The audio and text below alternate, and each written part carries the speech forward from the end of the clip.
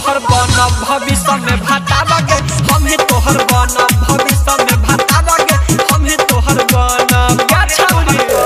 लिखो पिको बुझिए ना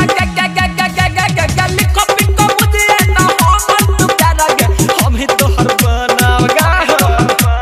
हम ही तोहर बना भविष्य में भाता लगे हम ही तोहर बना भविष्य में भाता लगे हम ही तोहर बना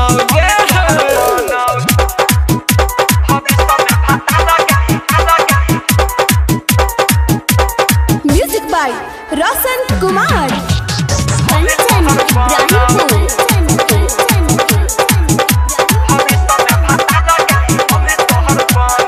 आज कोई बेटी हम अपना पापा से पिटोइनी जवन जवन कहले तवन कइनी गे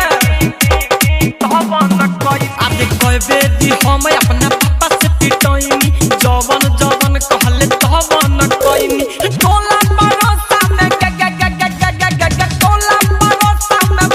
में भाता लगे हम ही तोहर बना भविष्य में भाता लगे हम ही तोहर बना भविष्य में भाता लगे हम ही तोहर बना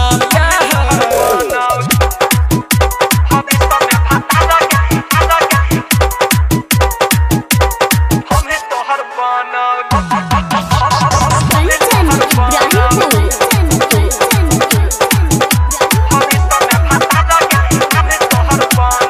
आज विक्रम पे दर्दी के बतिया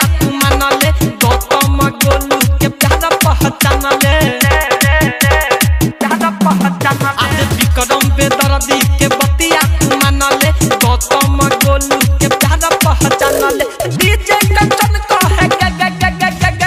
डीजे कंचन को है रोशन कुमार हम ही तोहर बना हम ही तोहर बना भविष्य में भाता लगे हम ही तोहर बना भविष्य में भाता लगे हम ही तोहर बना